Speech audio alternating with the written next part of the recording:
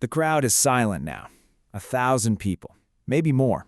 They pushed and shoved to get here at dawn, but now nobody makes a sound, because the man kneeling in front of you has 3 seconds left to live. You raise the sword. Your arms don't shake. They never shake. Not anymore. One clean stroke. That's the job. That's the whole job. Miss, and the crowd remembers. Miss twice, and the crowd stops watching you as the executioner. They start watching you as the next thing to die. You bring the blade down. It's over before the sound of the drop finishes echoing off the church wall. The crowd exhales. Somewhere, a woman crosses herself. A child cries. A drunk man near the front laughs, too loud, the way people laugh when they're relieved they didn't have to look away. Your name is Hans, but nobody here has called you Hans in 14 years. Welcome to your life as a medieval headsman. Level 1. The inheritance. You didn't choose this. That's the first thing to understand. Your father held the sword before you. His father held it before him. In your town, the job of executioner isn't applied for. It's inherited. Like a farm. Like a name nobody wants, but everybody needs someone to carry. You were 9 years old the first time you watched your father work. He didn't explain what was happening. He just told you to stand still and stop crying.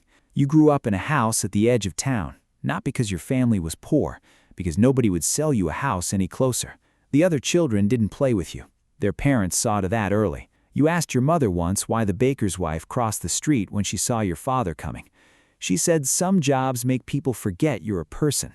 You didn't understand that yet. You would. At 16, your father put the sword in your hands and told you it was yours now. Not as a gift, as a sentence. You didn't argue. Where would you go? Nobody marries outside the trade. Nobody hires an executioner's son to do anything else. This was never a choice.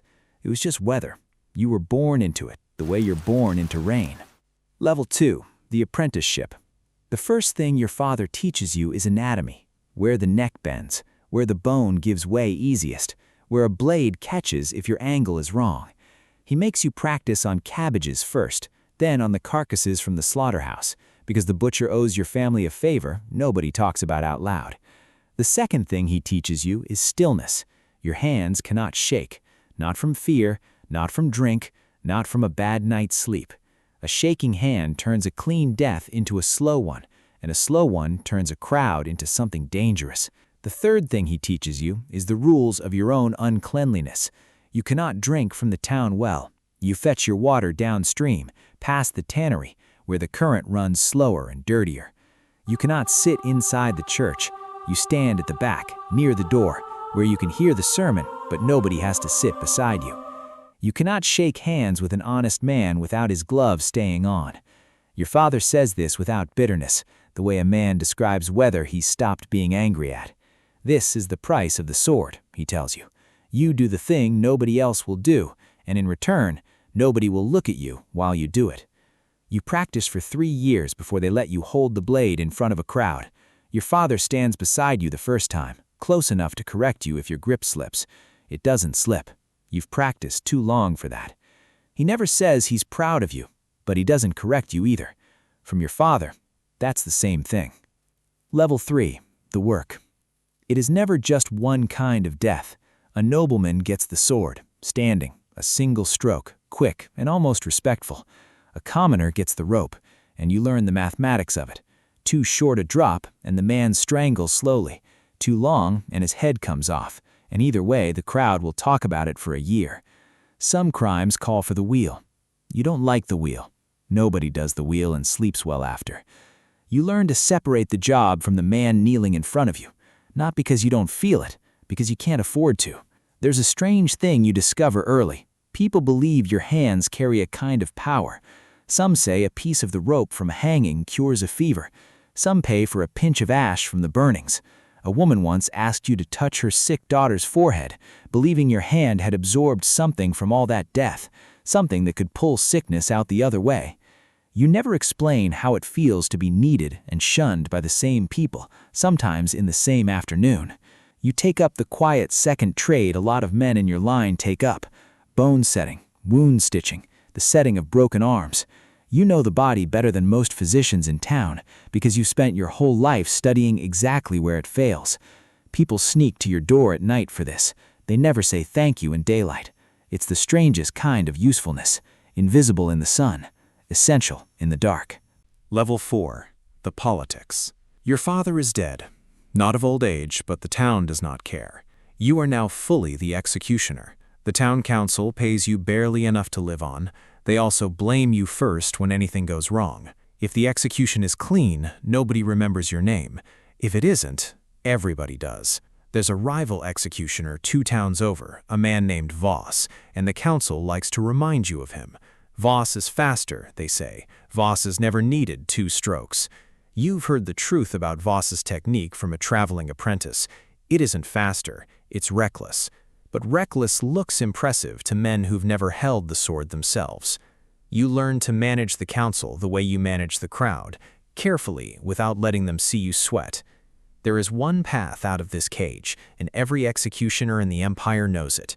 If your record is clean enough, long enough, precise enough, a man can petition to have his family's honor restored, officially cleared of the shame, his children released from the inheritance you never asked for. It has happened, rarely, to men who kept flawless records for decades. You start keeping a record of your own. Every execution, every date, every name.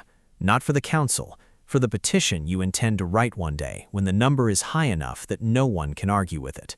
It becomes the quiet obsession under everything else you do. Level 5. The cost. You marry a woman named Greta. Her father was also an executioner, 2 counties away. That's not a coincidence. That's the only kind of marriage available to you. She understands what your silences mean when you come home some nights. She doesn't ask. You don't offer. Your children will inherit this too, unless the petition works. Your son already flinches at loud noises the way you did at his age. You count the deaths in your head sometimes, late at night, the way other men count sheep. It doesn't help you sleep. It just tells you exactly how far you are from a number you're not sure exists. There is a gravedigger named Otto who is the only man in town who talks to you the way other men talk to each other. He complains about his back. You complain about the cold. Neither of you mentions the work. It's a small thing. An hour by his fire, drinking watered beer, talking about nothing. You didn't know how much you needed an hour like that until you had one. Level 6. The breaking point. 10 years in, it happens. The man on the block that morning is young. Too young. The crowd already doesn't like this one. Your hand is steady, it always is, but the wind shifts at the wrong second and the stroke lands wrong. It isn't clean. The crowd's silence turns into something else, something with a sound to it, a low growl of 200 voices deciding, together without a word passing between them, that you are now the thing that deserves punishing. Someone throws a stone, then another. The guards move you out through the side door before the crowd finishes deciding what it wants to do to you. You sit in the dark of your own cellar that night, Greta pressing a wet cloth to a cut above your eye, and for the first time in 10 years, you consider walking away from the sword entirely. You don't. There's nowhere else for a man like you to go. But something in you understands, clearly for the first time, exactly how thin the ice is that you've been standing on this whole time. Level 7. What you know now. 22 years in, your record speaks for itself. Hundreds of executions, almost none of them botched. The council, grudgingly, starts treating you like a man worth keeping happy. You finally write the petition. You send it, along with your careful records, to the highest court that will hear it. It takes 3 years to get an answer. When it comes quietly, in a letter carried by a writer who doesn't know or care what's inside it. Your family's name is cleared. Not yours. You'll never fully escape what you've done. But your children's, your grandchildren's. They'll be allowed to marry outside the trade, to learn other work, to sit inside the church without anyone moving away from them. You did the thing nobody else would do for 30 years so that the people who came after you wouldn't have to.